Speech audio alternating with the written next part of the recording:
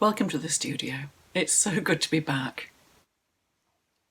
I began making a video a couple of weeks ago and got well into it, did a lot of work, some editing, and got to a stage where I realised I had sabotaged myself because I'd not done something that we all know we should do, which is test your materials thoroughly before using them.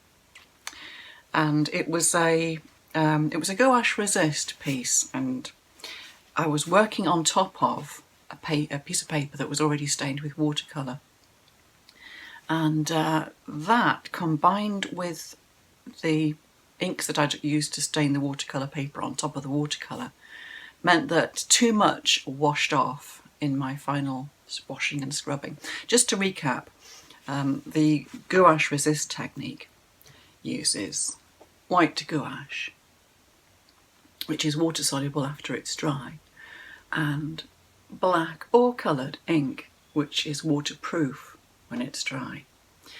The white gouache is there to stop the ink sticking to the bits of paper that you don't want to be black, or the colour if you've got a waterproof ink. Now, I thought my inks were waterproof, but when I came to the scrubbing bit, some of my coloured inks started scrubbing off as well. So what I was aiming for was to have coloured paper like this, which I painted white gouache on in the spaces, put black ink on this one, done the scrubbing, and then you can see the watercolour underneath. So that creates quite an interesting effect. And this is what happened. Now, it's not awful. It's quite an interesting piece of paper, and I will use it for something else. And I'll use the video footage, and we'll do a video on reclaiming pieces of work that haven't gone as planned. So I've got some thoughts as to how I can use this. But what I should really have done, of course, was to thoroughly test all the inks to make sure which were waterproof, which were water soluble, which was the right one to use to stain the paper to begin with, and which I could use potentially for the areas where the gouache isn't, which are meant to stay dark in the end. So I did some proper testing. There we are. And these were some of the colours. These were the colours I wanted to use, and I quickly discovered that these scrubbed off. They didn't stain the paper, whereas these have stained the paper very well. Anyway, you'll see, because here follows what I should really have done. So here are all the colours I'm going to test, and a piece of paper marked out with their names, and as many brushes as I've got colours, so that I can just wash them all at the end and I don't have to be fiddling around carefully washing each brush in between the colour. And I'm also testing a couple of black inks as well.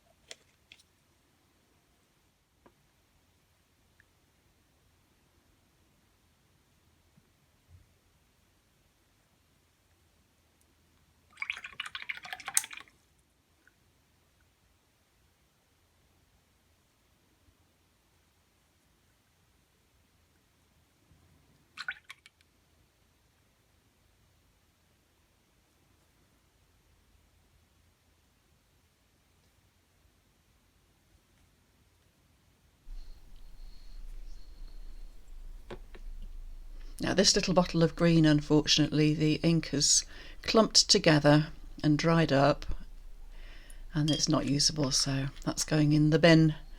And I think it's probably happened because in the past I've used water that's not distilled water, which has a tendency, just ordinary tap water, has a tendency to coagulate or clump your inks.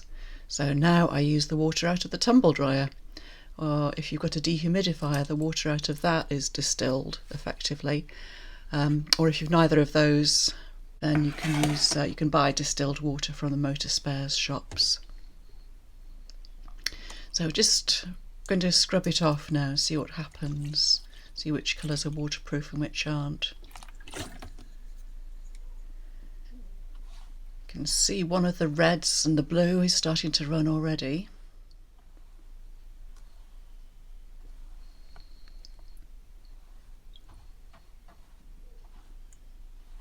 So some of them are beginning to move, some of them are scrubbing off quite quickly, and others appear to be staying quite well unfaded on the paper.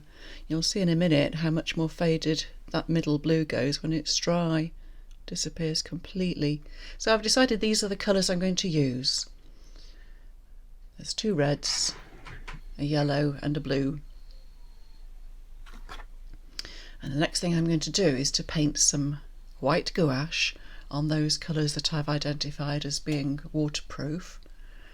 I'm going to paint some, let that dry, paint some black ink on top, let that dry, and then do my scrubbing just to double check that those colours will still stay in place.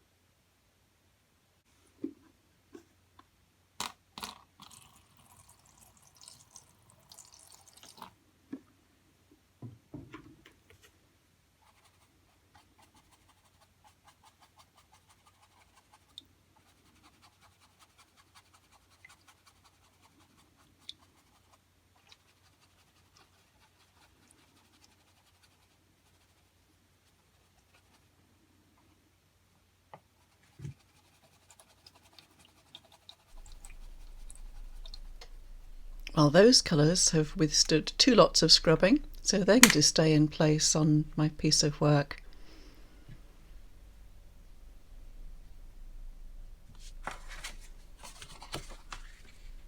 So a fresh piece of the same paper. Of course, I should have mentioned before that if you're going to do any testing, you need to test on the same paper as you're going to do your piece of work on, because things will behave very differently on different papers. I've got my nice big flat oval wash brush to just loosely wet the piece of paper because I want the inks to sort of run around and dribble and run into each other. So the paper's freshly wet, ready to blob some colour onto. I've sort of got an idea in my mind of what I'm going to paint, but I'm not really being very careful or precise about where the colours go. I want a bit of randomness to be there.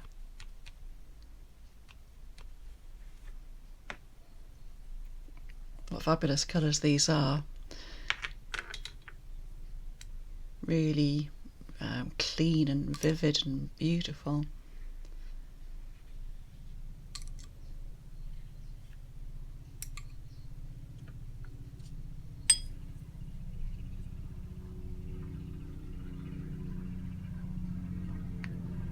Excuse the helicopter going overhead.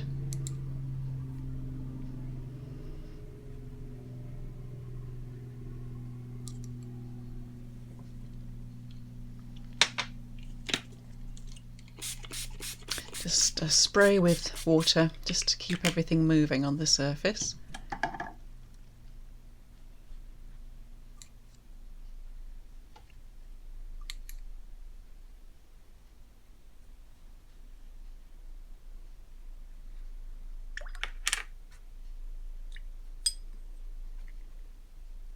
Again, I'm using a different brush for each colour, and then I'll give them all a thorough clean out at the end of the session. It's much easier to use a different brush for each colour with ink. It's so easy to have a tiny little bit remaining on a brush and it contaminates the other colours. And of course these bottles have got droppers in them as well, so you can just splash some colour on from the dropper, which is nice to do.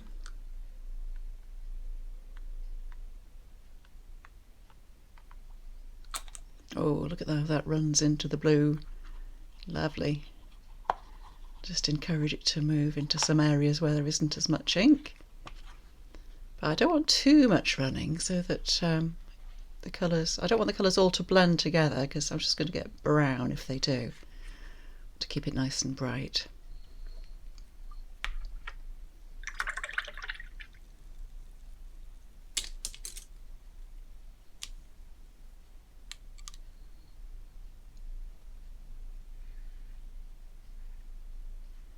Just have some fun, do a bit of random mark making, whatever your brush suggests it wants to do. Brushes, they seem to want to do different things of their own. It's like each brush has its own language. It makes you hold it in a certain way. Just allow it to speak.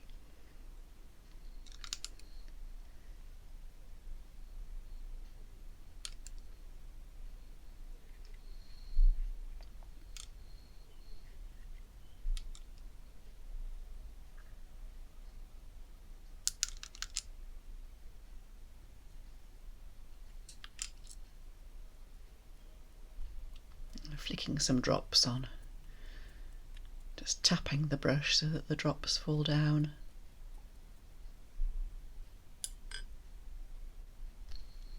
And then it's dried, so I'm just using a watercolour pencil to draw the shapes on with,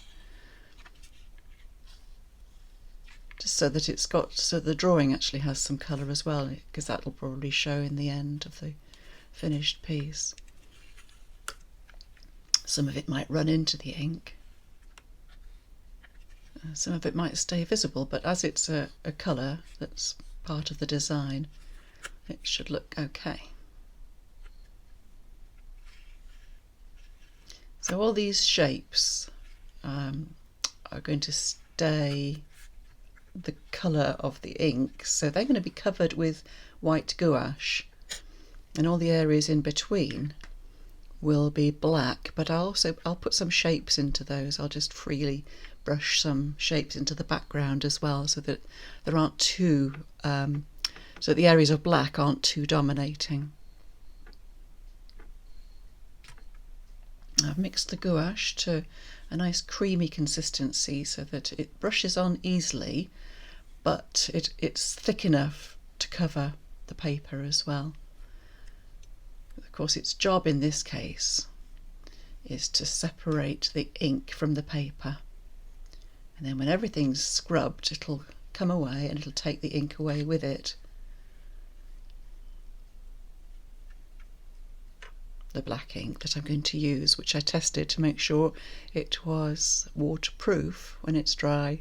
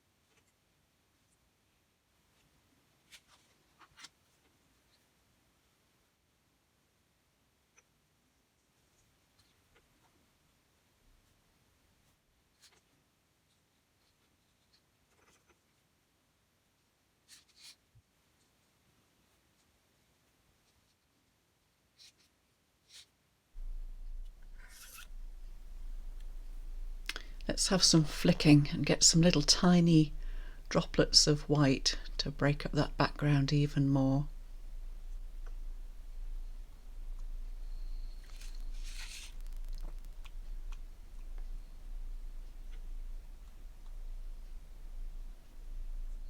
It's important to get the consistency just right for it to flick off the brush.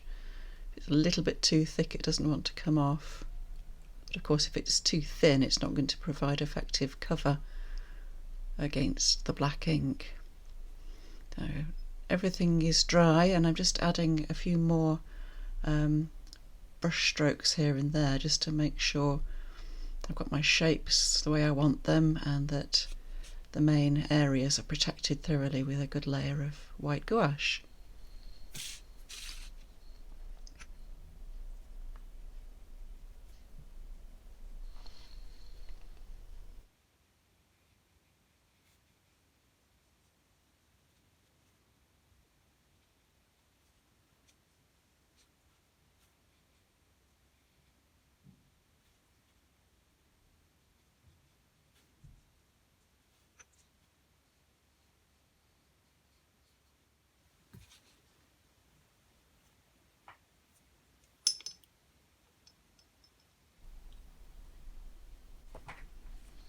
Some time later, and it's dry, and time to add the black ink over the top.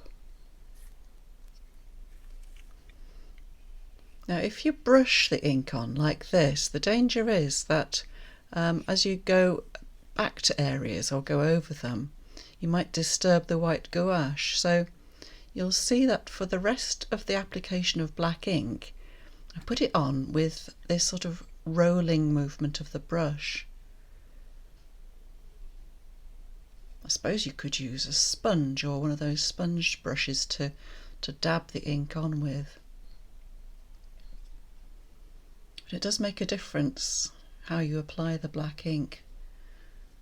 Sometimes if you start picking up white gouache into the ink, you get this not very nice streaky effect, and you don't get the clean definition between the areas that were protected by white gouache and the areas that are flat black ink.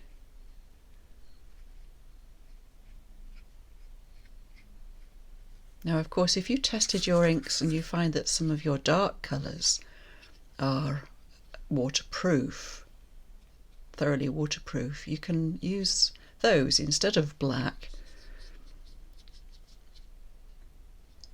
or you could mix them with your black so that you get black but with the colour in. Always worth playing and experimenting, but do your tests first.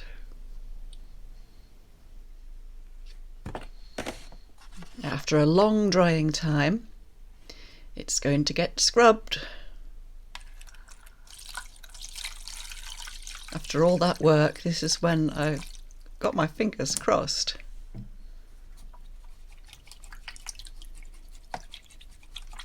Of course, it's easier to see whether you're getting the effect you want if you do it under running water in the sink. But just to be convenient, I'm using a tray in the studio. But seems to be going well. You can see all that white gouache that's come off into the water, how it's spreading on the surface as well. Have to keep having a peek. Oh, that's gone really well, looking good.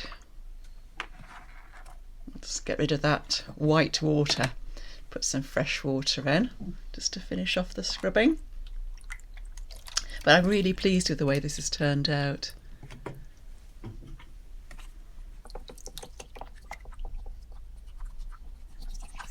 What I will probably do while it's still wet is just add a little bit more yellow ink to the flowers and the leaves, just to strengthen the colour, because it's faded out a little bit with the scrubbing.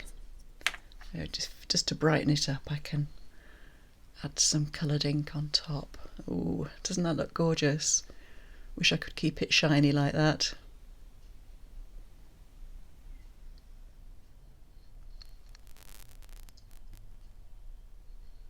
There it is. Of course it's dried matte, and I did put some more yellow ink on the flower and the leaves. I think it's turned out really well, and I could go on drawing on top of that with more watercolour pencil or ink pen, but it's quite nice the way it is.